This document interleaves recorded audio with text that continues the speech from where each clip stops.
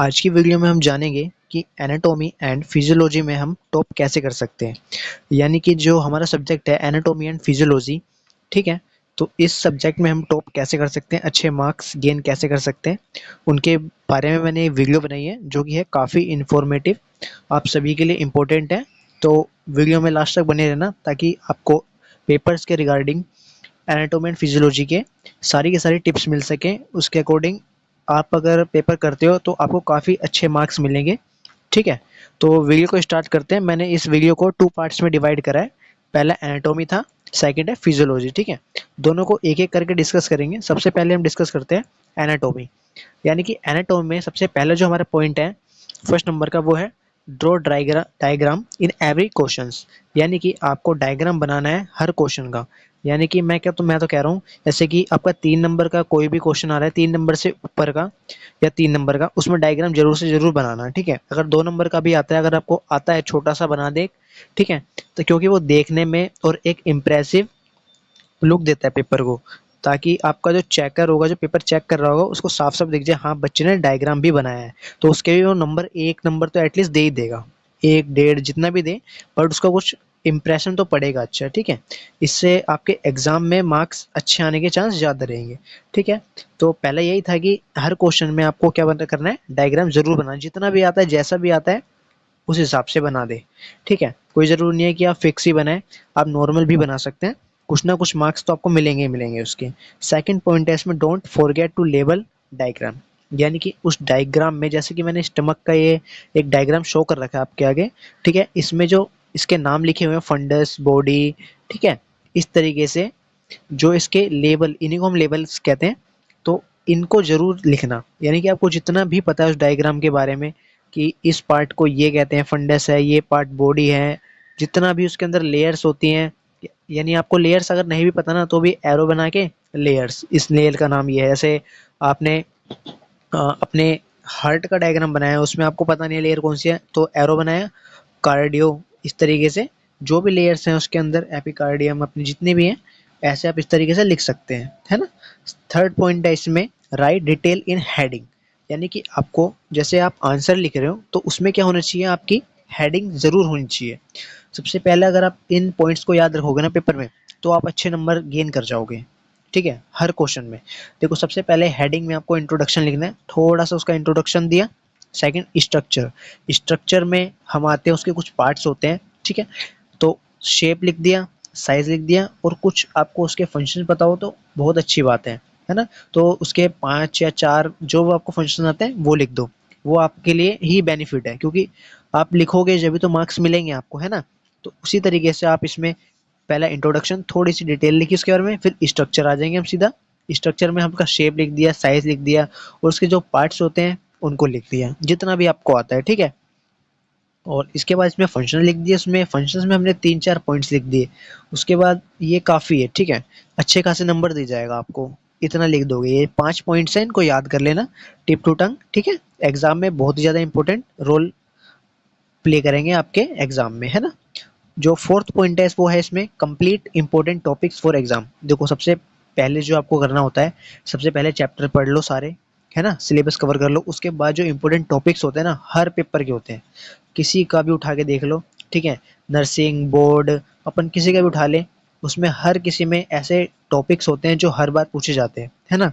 तो उसी तरीके से हमारे इस फील्ड में भी, एनाटॉमी में, सब्जेक्ट में, हमारे कुछ इंपॉर्टेंट टॉपिक्स होते हैं जिस पे मैंने ऑलरेडी वीडियो बना रखी है, ठीक है, चैनल पे अपलोडेड है। और काफ़ी प्यार दिखाया है उस वीडियो पे आप सभी ने, ठीक है।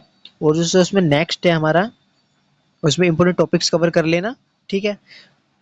हर चैप्टर के मैंने दे रखे हैं उसमें, तो उसमें से वीडियो देख के अपने इंपॉर्टेंट टॉपिक्स को कवर कर लेना, ताकि अगर उनमें से आ जाए तो आप उनको अच्छे से लिख सको, आपको इतना सोचना ना पड़े, ठीक है। इससे सोचना ना पड़े, इसका मतलब है कि आपका टाइम बचेगा, है ना। अगर आपको याद रहेगा, आप तुरंत तुरंत लिख दोगे, तो इससे क्या होगा, आपका टाइम ही बचेगा, पेपर में आपके लिए बेनिफिशियल है। फिफ्थ पॉइंट है इसमें, राइट आंसर इन पॉइंट। यानी कि आपको आंसर ना पॉइंट्स में लिखने की कोशिश करना, जितना हो सके पॉइंट्स में लिखना, ताकि जो चेकर है, टीचर है, वो उसको चेक करने में आसानी रहे, है ना। लेंथी लिखने की कोशिश थोड़ी कम करना, ठीक है। पॉइंट्स में लिखोगे वो अच्छे से समझ पाएगा, ठीक है, उस हिसाब से आपको अच्छे मार्क्स दे पाएगा। पैराग्राफ में थोड़ा उसको अंडरस्टैंडिंग के लिए समझ नहीं आएगा, ठीक है, तो वो थोड़ा समझ नहीं पाएगा। बाकी आप छोड़ेंगे तो कुछ मत आना, अगर आपको पॉइंट्स में ना आए तो पैराग्राफ में भी लिख सकते हो, छोड़ने से बेटर है ना?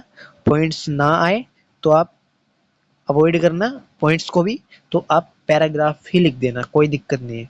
बट पैराग्राफ ऐसे लिखना कुछ पॉइंट्स में, ठीक है, यानी पूरा ही एक साथ मत चिप देना, कुछ हेडिंग जरूर लिखना उसमें, ठीक है, उस हिसाब से मार्क्स आपको अच्छे खासे मिल जाएंगे।